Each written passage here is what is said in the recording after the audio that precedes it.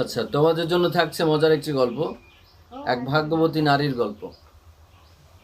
এক নারীর বারবার সন্তান হতো এবং বারবার মারা যেত।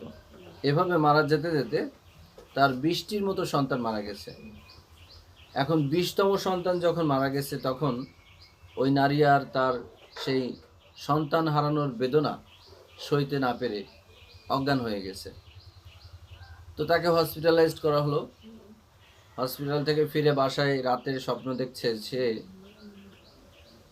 জান্নাতের কোনো একটা অংশ খোলা এবং একটা দরজায় এসে দাঁড়িয়েছে এবং সেই 20টা সন্তান তাকে চিৎকার করতে করতে এসে তাকে জড়িয়ে ধরছে, যে আল্লাহকে বলছে যে, হে আল্লাহ, আপনি আমাদের সাথে আমাদের মাকে থাকার ব্যবস্থা করে দিন। তখন একটা গায়েবী আওয়াজ আসছে যে আল্লাহই ধরো বলছে, এটা আল্লাহই বলছে যে, হে হে আমার বান্দি, মেয়েদেরকে বান্দি বলা হয় আর ছেলেদেরকে বলা হয় বান্দা।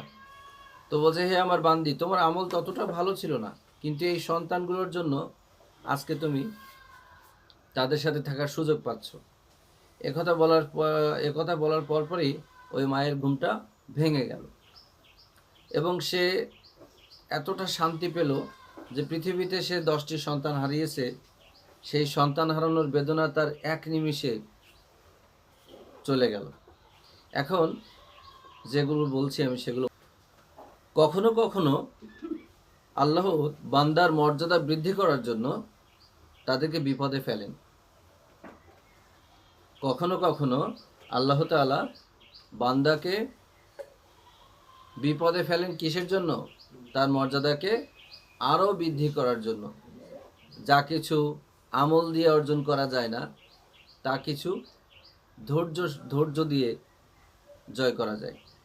যা কিছু আমল দিয়ে জয় করা যায় না, সেটা ধৈর্য দিয়ে জয় করা যায়। যেমনটা এই নারী তোমার 20টি সন্তান হারানোর পরও ধৈর্য রাখার কারণে আজকে সে প্রতিশ্রুতি পেয়েছে আল্লাহর কাছ থেকে, সে জান্নাতে থাকবে। তোমাদের জন্য থাকছে আরও একটি শিক্ষা।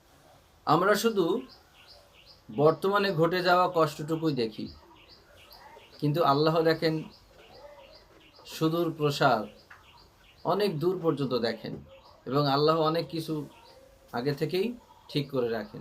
শেষ মেসেজ, আজকে যেটা তোমার কাছে কষ্ট মনে হচ্ছে, একদিন হতে পারে এমন যে সেটাই তোমার জন্য জান্নাতে যাওয়ার একমাত্র ওসিলা। যেমনটা মহিলার কষ্ট ছিল, মহিলার সন্তান হারানোর বেদনায় আজকে মহিলা জান্নাতে যাওয়ার ওসিলা হয়ে দাঁড়িয়েছে। তাহলে বোঝা যাচ্ছে যে আমল দিয়ে যে জিনিস অর্জন করা যায় না, ধৈর্য দিয়ে সেই জিনিস অর্জন করা যায়। তাহলে আরও বোঝা যাচ্ছে যে যা কিছু আমাদের কাছে বর্তমানে কষ্টকর মনে হচ্ছে, এমনও হতে পারে এর মধ্যে আমাদের জন্য মঙ্গল নিহিত আছে। বুঝতে পেরেছো?